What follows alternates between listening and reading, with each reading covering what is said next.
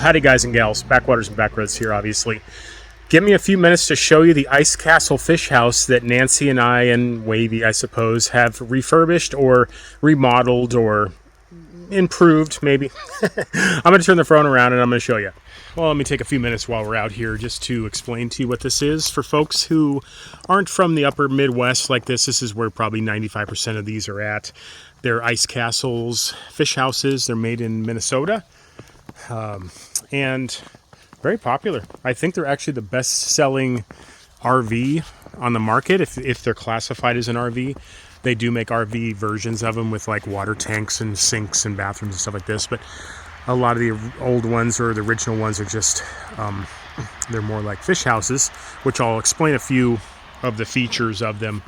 Well, I guess I could just do it right now real quick. So these are called drop axles, and you'll see it doesn't have an axle underneath it. The axles are on either side of the fish house or the camper, and then you use these cranks to lower it down. You got one on each side, which drops the frame onto the frozen ice when you're using them for what they're intended for, which is ice fishing. And they have ice holes inside. I'll show you those in just a minute. And also they have drop tongues. You can see that kind of elaborate setup there, where it also does it where it allows to drop down and stay hitched to the truck or the tow vehicle. Some of them are hydraulic, the higher end ones are. And Ice Castle isn't the only manufacturer, but I would say they're definitely the best selling manufacturer of commercial built fish houses. Sounds like I'm pitching them right now. I'm not. I'm just explaining to you what they are, because I know a lot of people, especially down south, would not even know what one of these is. So why don't we step inside? Okay guys, so obviously kind of cold today, so we're gonna step in here. I'm gonna show you a few things. So Nancy and I last week, we hit it every day for about 5 days straight, and we put up cedar tongue and groove like the Beagle barge has, and like, well, a lot of things in our lives. Little house we're working on too, but I'll show you that some other time. This one came with a little Beagle. Not sure what to do with her. But yeah, it's, I bought the, well, here, I'll turn. For those who didn't see the last video, I kind of just tacked it in on the end of a behind the scenes and in betweens, that I bought a base model Ice Castle. This is a 12 by 6.5, and it's called the Grandpa's Hideout, and it's cheap. It was used, but in very good shape. I don't think it's ever even been used. It probably was bought by a literal grandfather, and he was, I think, was like in his almost 90, so I don't think he ever even used it. So it's in really good shape, but the base model is just not built very good, and I would say even most, I shouldn't say I don't want Ice Castle to come after me, but I think a lot of people have said it. If you look on the forums, they're just they're manufactured in quantity. They're a mass-produced fish house, and what comes along with that is you can't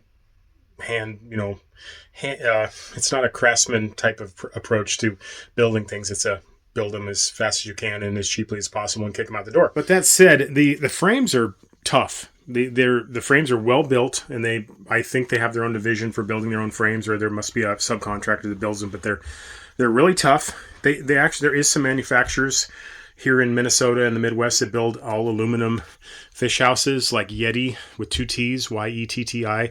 They build some really high-end ones, and they're, of course, a lot more expensive and lighter and don't rust, whereas Ice Castles are welded steel. But that said, I'm not too worried about it. They're heavier, but I don't really care for one this, for one this size, it's not an issue. So yeah, the reason why I picked a Ice Castle to do this to is because it was cheap. I got it used off of Facebook Marketplace in the off season in the summer, and got it cheap. I don't want to say exactly how much, because what's the point? I used to do that all the time, but half the price of going out and getting a new one, at least. After Nancy and I talked about it for like a week, we're like, should we just sell the Grandpa's Hideout and go buy an Ice Castle that already has some cedar on the walls and a few extra features? And, of course, cost money, and then I'd have to figure out how to sell this one. And really, to Nancy's credit, she kind of reminded me that I'm more capable than I always give myself credit for. And she's definitely capable. She's good at almost everything, really. and we did it together and just made our own. One thing that always holds me up is I kind of live in this two worlds where I'm like, I want something to be really nice, but I don't have necessarily the skills to make things really nice, right? You can see that in the barge. I mean, and so what she reminded me of is that, you know, it doesn't always have to be perfect or be nice per se. Because if you're not going to resell it, if you're just doing it for yourself, then you can really personalize anything. And that's that's the approach I took with the barge. Is I'm going to have it forever. I'm going to go down with that ship, you know, so I don't ever need to think about the build quality or let's just say the fine touches that someone with really high skills could apply to a project like this, all the fine woodworking skills, and because they would be used against you if you ever try to sell something like this again, that people would be, oh, look at this, it doesn't have trim and it doesn't have this and that. Well, that doesn't matter when you plan on keeping something for yourself for a long time, because it just becomes personal. So, like the trim, for example, we're going to use rope, just like we did on the barge, and like we're continuing doing the barge, and we're just going to kind of make it a nautical theme and use rope, like we wouldn't be the first ones, but that to kind of trim up the edges on the tongue and groove. I don't know if any, you know, folks here that's watching this have done tongue and groove.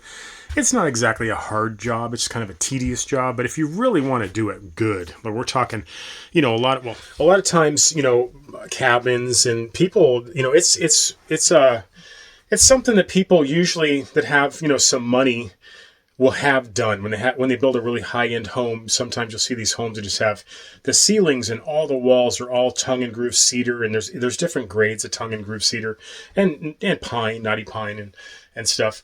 And they and people who make a living applying it or doing that kind of interior work, they're really good at it, and they have some special tools and where you can't see the nail heads, and they're trimmed up right, and they even will bevel between the floating cedar pieces and things like that. Here, let me show you an example. I don't mean this to be turning into some kind of like instructional video on tongue and groove, but I'll just show you this really quick. You can see we had to float these two on a stud, and you know, someone that really knew what they're doing, they could bevel it just like you have here, and it would bevel down, and it would kind of have just a little detail match. And if you look up really close, you'll see, you know, we're not sinking our nail heads or covering them or anything. So it's just little details like that, you know, well, it's not fine woodworking, but that said, look at this. I think it looks great. What do you guys think? It's up to the R value or the insulation value. It doesn't look like a motel room like the original walls look like. I always feel like in a space that I spend a lot of time in, I want it to be nice. I want it to inspire me. I want it to, you know, I don't know, it smells good too. Cedar always smells good. It's a beautiful aroma.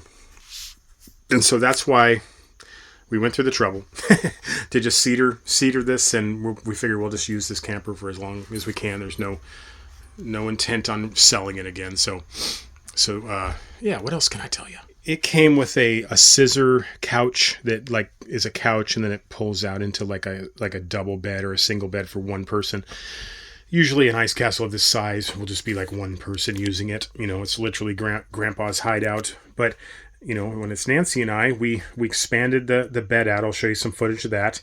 And Nancy she used to work at a truss mill back when she was in her 20s, and she also grew up in a family that's really handy, you know, a lot of brothers and a lot of people that really know what they're doing with building things. And so useful skills, and a lot of that wore off on her. And so we did, you know, here's a better example. We tore out the original, I don't even know what you call that, a cabinet that was just falling apart. I mean, it was terrible. And I would have worked around it, because that's often what I do when I build stuff, is I kind of work with what's there. But she's like, no, let's just rip that thing completely out. And then we, mostly with her leadership in this project, we built this, and we did it all right. You know, I mean, if you want something done right, just forget it, right? But yeah, it's tough. I mean, you could jump up and down on this thing, and it's built really tough, and it's got some shelving. We're still working on some of this, and Nancy's going to get her sewing machine out, and she's going to make curtains for insulated curtains, some thick ones for the windows, and we've already cut some trim pieces for that. and also some for the, so we don't have doors. We really don't want to build doors, and just like the Beagle barge, we're going to have just like curtains, covering these spaces. We also lucked out and got this oven and propane oven and stovetop off of Facebook, right in Brainerd. The guy just met us like 2 miles from the house and got a really good deal on it. And it's like brand new. He was going to use it in a fish house himself, but he went a different route. And so we got that, and we, with Nancy's knowledge, we were able to sink that in properly. And because she really values a kitchen, she does a lot of cooking and stuff. So we tried to build this as nice as possible. And we might even put like another little flip up, extension on the cabinet here. And we went through the trouble, if you want to call it that, to put all the, put the battery cutoff switch in correctly, and the O2 sensor, and the fuse panel, and then the batteries. Now, we keep getting batteries from different manufacturers who are sending us some to try out. We're going to talk about these more. We got a really nice one there as a backup, and I've been using the Eco-Worthy as the smaller one. And what else can I tell you guys? For those that have been watching the Great Loop on a Shanty Boat series that I've been making mostly for the past year, a company called IceCo contacted us early on, and they sent us a cooler, and I didn't know much about it. I was like, sure, that sounds good. I mean, I need something that, to refrigerate my food and freeze my food if I can, and something more than like a Yeti cooler, which works fine in there for those circumstances, but something long term, would be nice. And we, of course, have that 800 watts of solar on the top of the barge. And so, to make a long story short, it quickly realized that was a essential item to have on a trip like that. And we just kept talking about it any chance we got without annoying you guys too much, just making little Wavey commercials and stuff.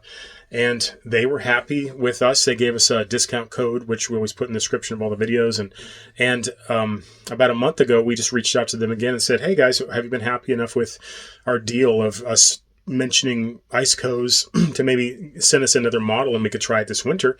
And they got back to us, and they did. So let me turn the phone around and show you what they sent us. So this is the biggest, baddest IceCo cooler they currently build.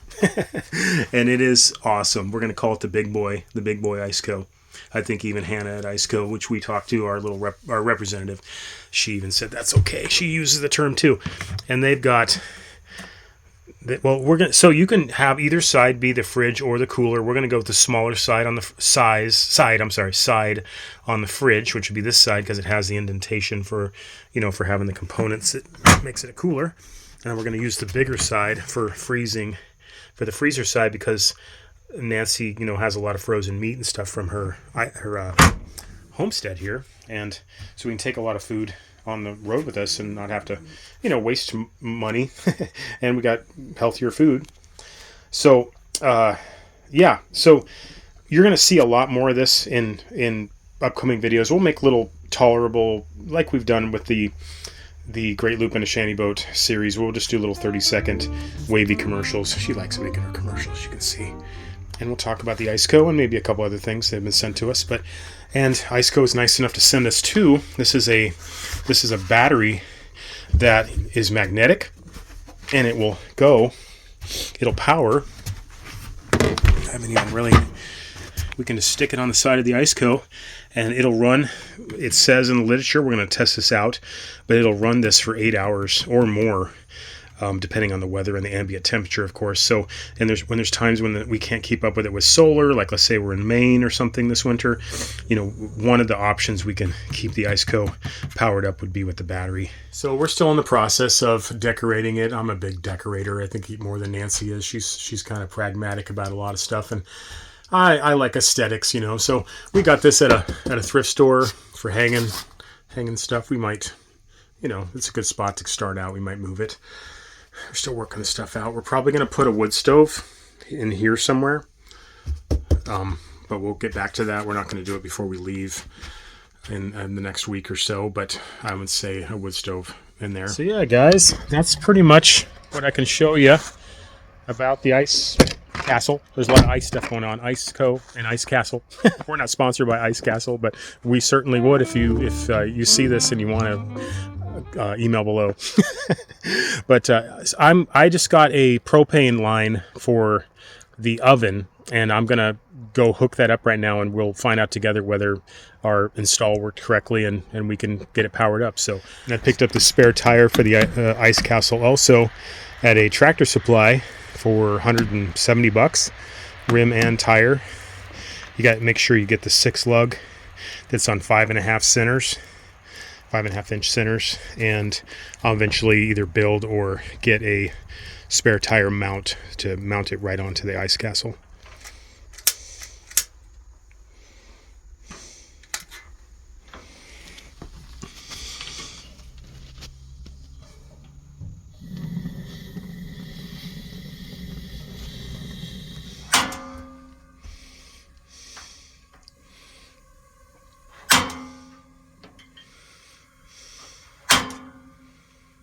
What do you think, babe?